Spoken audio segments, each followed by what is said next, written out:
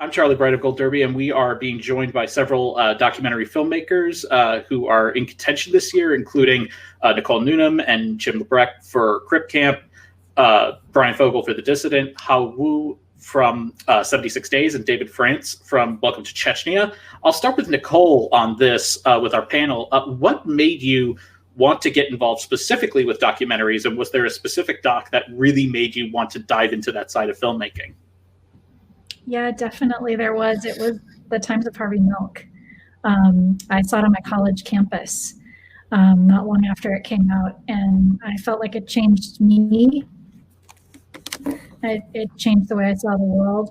And it also made me want to move to San Francisco and get involved in the documentary filmmaking community there, which I read about because I was so blown away by how a film could so radically change the way I saw the world. And I think that was one of the reasons why I was so excited when Jim pitched the idea of Crip Camp to me, because it's a San Francisco civil rights story. It's a story about community, and it's a community told story, really told lovingly from the inside out. And those were all things that were deeply inspiring to me. Like for me, it's the Up series. I remember I came to the US in the 1990s. I forgot where I watched it first. I think it was in the library. It was my first time watching and getting so engrossing, watching something that's not narrative, and just the immense humanity, even though there's a lot of political connotation in that series.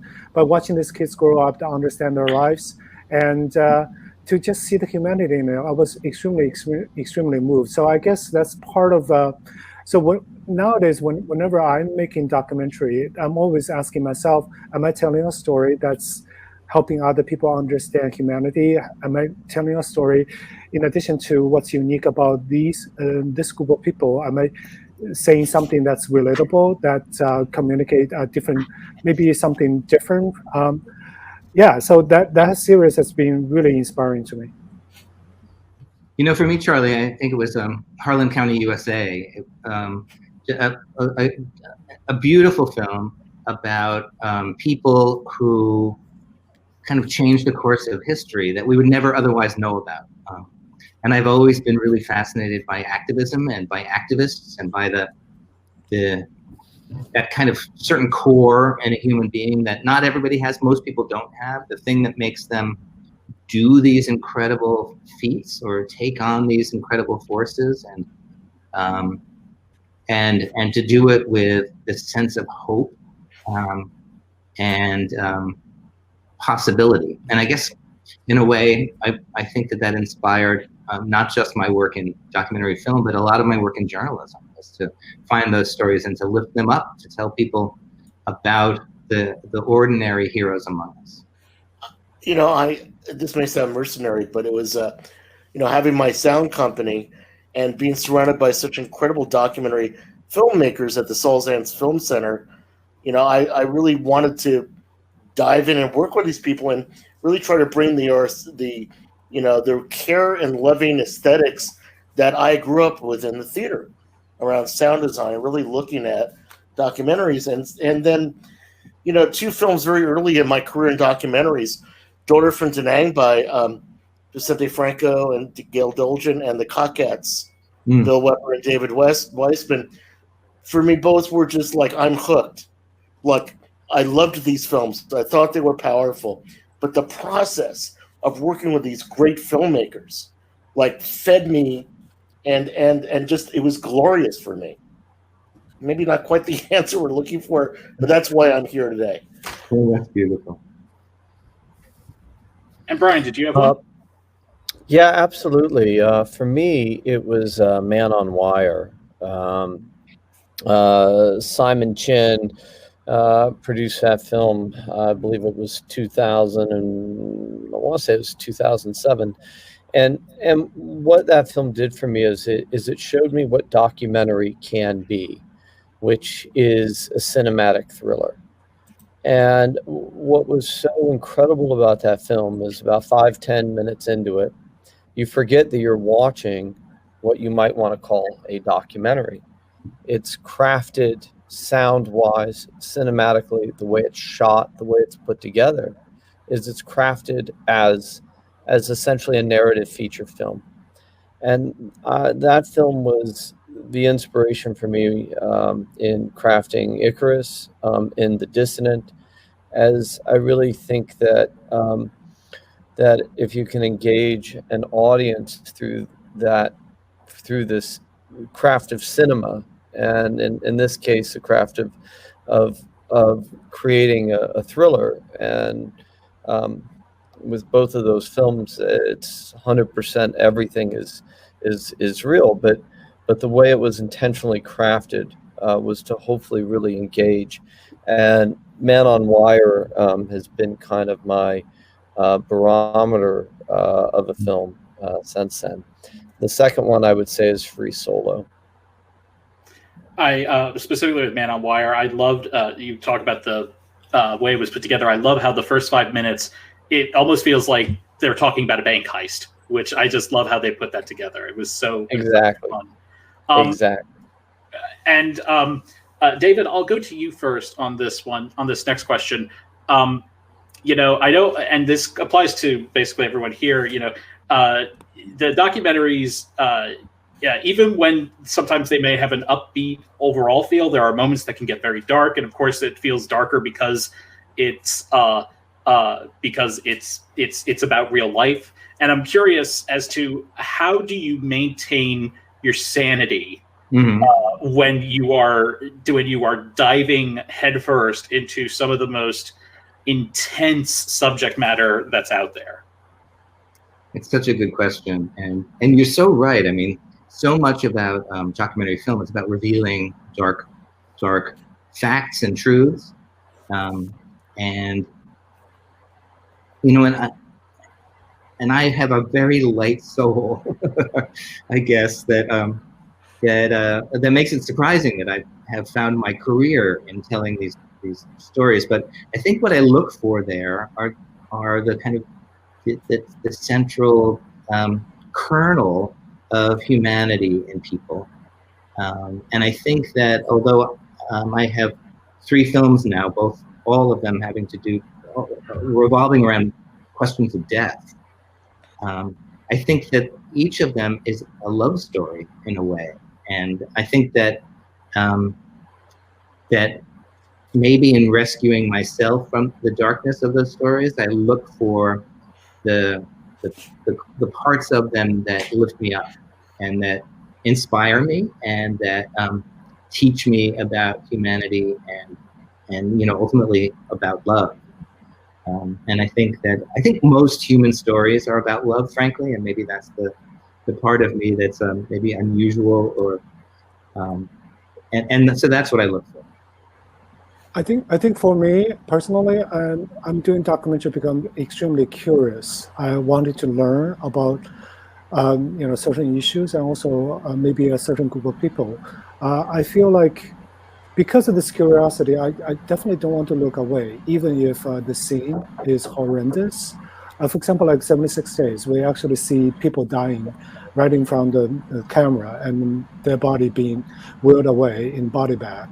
But I feel like that to me was truly what happened on the COVID front line, because a lot of time, you know, in today's social media world, we tend to, a lot of time, even with COVID, a lot of time we just tend to regard it as statistics, as political talking points. A lot of time we don't know enough about the real human story of the front line. So for me, when I got the footage from the co-directors shot in Wuhan, I was shocked. I was in tears watching it, but I also was mesmerized, because I feel like that's the truth. That's the true reality that we need to tell through our filmmaking. I don't know. Nicole could maybe correct me if I'm a little bit off base on this, but I think that when you first think about Crip Camp and it's a film about disability, and it's a documentary, oh my God, this is going to be tough. This is going to be uncomfortable or tragic.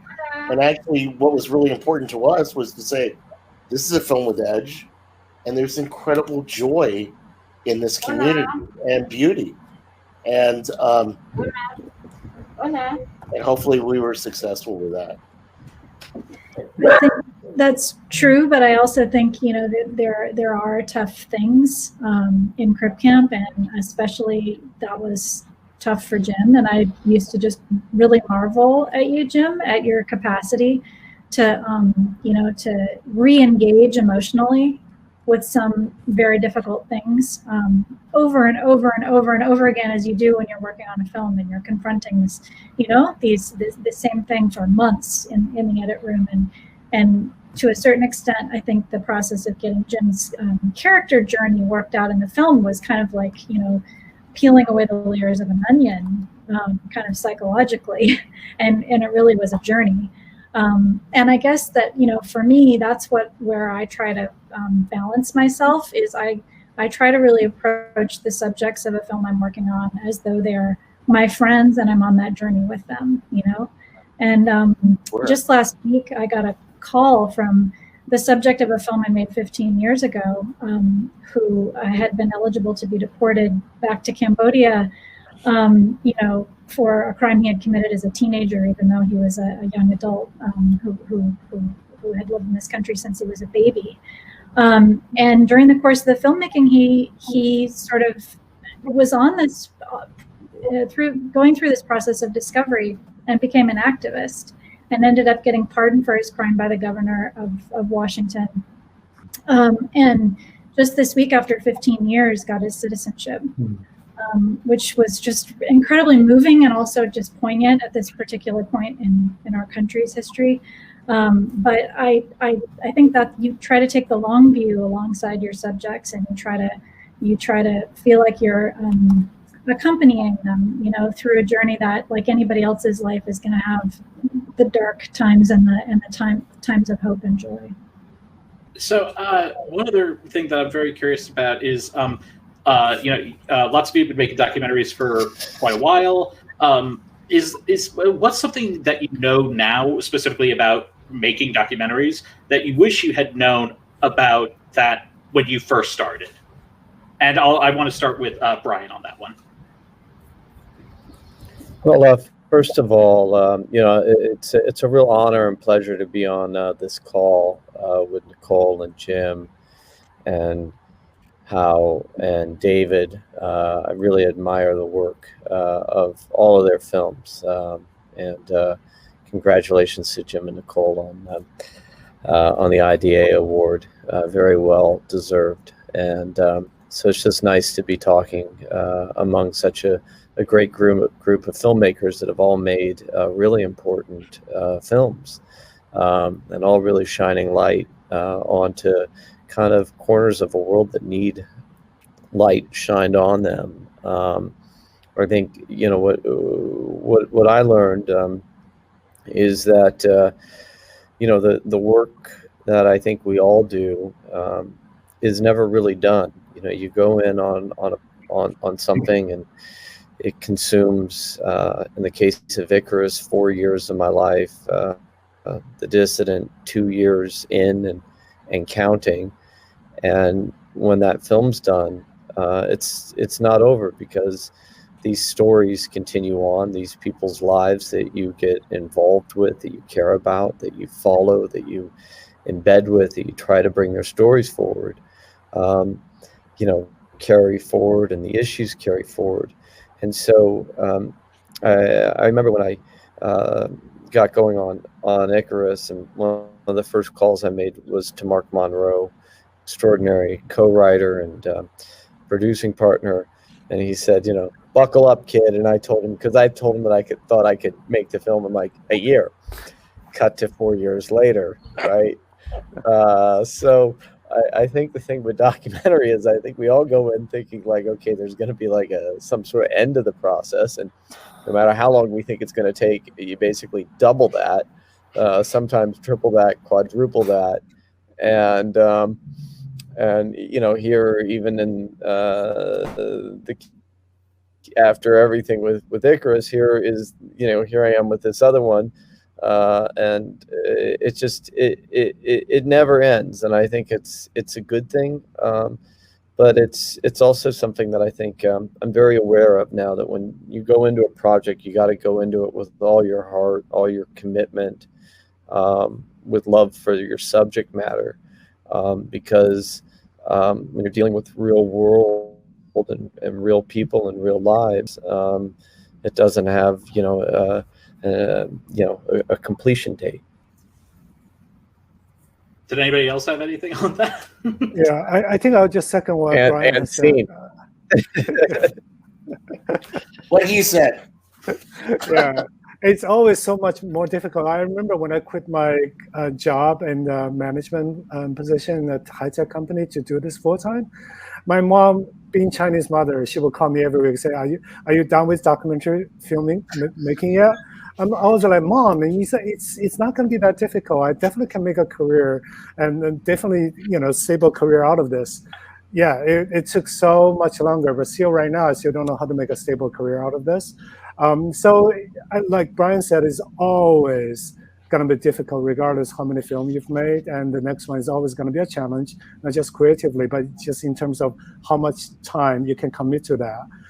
But, I wish I could tell myself like 10 years ago that there's also, so much joy, just the process of working on the film, staying with the footage, finding the story. That's the real joy. It's not about going to the festival. It's not about getting recognized. It's about immersing yourself in the filmmaking, the creative process, and create something out of nothing. Well, thank you. Well, I think that's a great note to end on. Thank you so much to everyone for joining us on this panel. This has been, I could talk about this for hours with all of you. We wish you all the best during this awards season. Thanks so much for joining us.